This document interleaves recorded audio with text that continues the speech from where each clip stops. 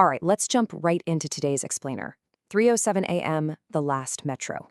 We are unpacking a brilliantly crafted, slow-burn urban legend that plays on a fear pretty much all of us have experienced at some point. You know the feeling, right? Being totally alone in a quiet, shadowy transit station late at night.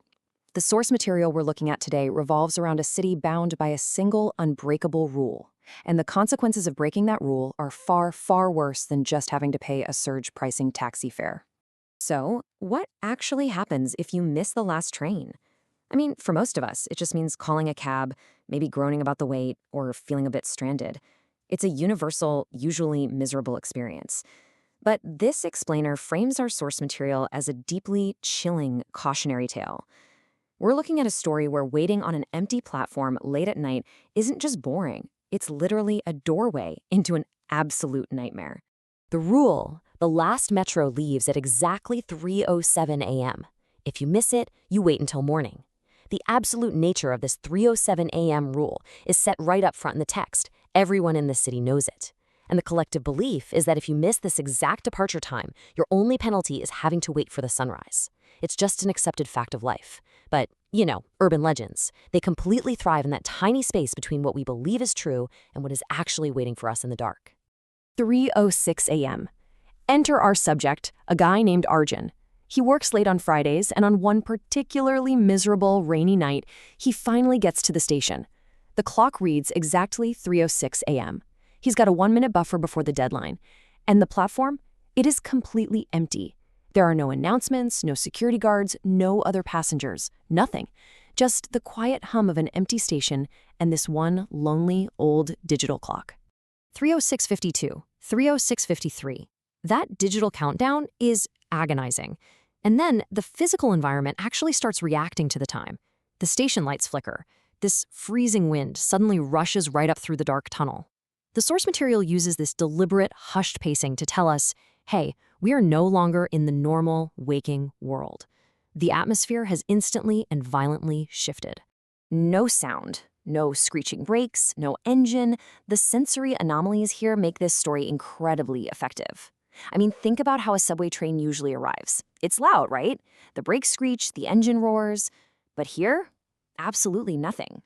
The text specifically notes that the train just appears out of thin air in total, impossible silence.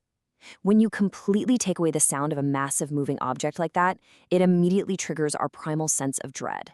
Destination, final stop. Inside, every seat occupied, heads lowered. What Arjun sees here is deeply unsettling. The destination board doesn't list a neighborhood or a street. It just ominously says, final stop. And the carriage isn't empty. It is totally packed.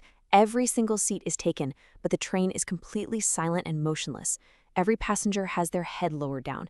It's this horrifying tableau that practically screams at you, do not get on this train. Which brings us to a really critical data point. Why on earth would anyone step onto that ghost train? Well, Arjun's phone battery is sitting at a desperate 2%.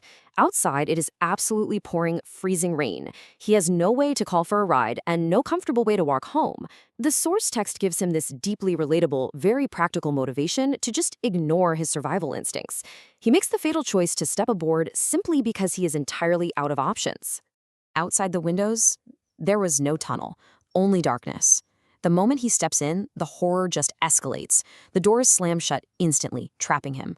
But it's what's happening outside the train that completely defies logic. The text notes the train is moving way too fast, and when Arjun looks out the windows, the physical world has just vanished. No tunnel walls, no maintenance lights. There's only an absolute consuming darkness. The normal laws of physics have officially left the chat. Looking a little closer at the passengers, Arjun notices they're all wearing vintage clothing, like from the 1980s or even earlier. And then one little boy slowly looks up.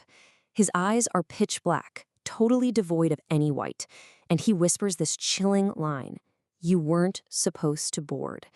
Before Arjun can even process what just happened, the boy looks back down, completely motionless again, almost as if the interaction never happened. Let's map out this terrifying progression. The train starts stopping at these impossible nightmare stations. Station 1, it opens to no platform, just thick fog and a smiling woman outside. Nobody enters, nobody exits. Station 2 opens up into just total, complete darkness. The structure of this story is pulling Arjun and us deeper and deeper into a space that exists entirely outside of human reality. The empty seat now had dust on it. At that second station, we get this incredibly eerie, specific clue. An elderly passenger stands up and just walks right out into the pitch-black void. But when Arjun looks at the seat the man just left, it's covered in thick dust. It instantly looks as though no one has sat there for decades. It's this masterful detail from the author that suggests time inside this train operates on a completely different, horrifying scale. Right as Arjun is processing the impossible dust, boom, a sudden jolt of modern terror. His dying phone manages to buzz one last time. It's a message from an unknown number, and it's practically screaming at him, "Do not fall asleep." It's such a desperate warning, right? It implies that whatever happens if he closes his eyes is far, far worse than what he's currently experiencing. But before he can even attempt to reply or ask for help, the inevitable happens. 2%, 1%, 0. The screen goes completely black. This effectively cuts Arjun off from any connection to the outside world. He is completely, totally isolated in this anomaly now. The tension is incredibly high here because his very last lifeline is officially gone. The train lights suddenly turned red. Every passenger lifted their heads. The rules of this space violently shift right here. The ambient lighting of the train suddenly snaps to this deep, harsh red. And remember all those passengers who hadn't moved an inch? At the exact same time, in perfect synchronization, every single one of them lifts their head. The source text makes it super clear this isn't some random movement. It's a coordinated hive mind response to something that's about to happen. No blinking, no expressions, just staring. Then, they smiled. So the crucial point of dread peaks right here. Dozens of unblinking eyes are locked directly onto Arjun. There's no emotion, no expression, just cold, dead staring. And then, all together, they smile. It's a horrifying visual that completely shatters that silent, passive threat from earlier. The entities on this train are now actively engaging with him, and their intentions are clearly malevolent. An endless hallway of doors. One door had a name, Arjun. The train arrives at its next destination. The automated announcement just calls it yours. Outside the window isn't a station, but this endless hallway stretching into nothingness, lined with doors. And as the train crawls to a halt, one specific door comes into view, bearing a nameplate that says Arjun. A disembodied voice politely but firmly commands him to please exit. It's a completely personalized trap. Passengers slowly stand, still smiling, walking toward him. Nowhere to run. Arjun obviously refuses to move. I mean, who would? But the train won't take no for an answer. The claustrophobic trap starts closing in on him as the smiling passengers slowly stand up. And they aren't rushing him. They are just systematically walking toward him, closing the distance, leaving him with absolutely nowhere to run. They're forcing him to make a choice, be consumed by them or jump through those closing doors. Silence. Thousands of doors stretched into the darkness. People vanishing forever. He chooses the doors. He leaps through just as they close, landing on this dark platform while the red-lit train vanishes instantly into thin air. He's left in absolute silence, watching as, every few seconds, a solitary person walks into one of those thousands of doors and just vanishes forever. It's basically a processing plant for lost souls. But Arjun isn't actually alone on this dark platform. Footsteps echo, and a tall man in a conductor's uniform, his face totally hidden in shadow, approaches him. He hands Arjun a physical object, a faded paper ticket.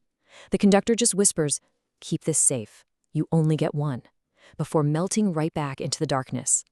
It's an ominous gift for sure, a temporary reprieve from whatever cosmic horror operates this station. A rusty train approaches. Destination board, home. Immediately, a distant horn echoes. A second train approaches this void station. But unlike that sleek, silent first train, this one is ancient. Rust covers every single carriage.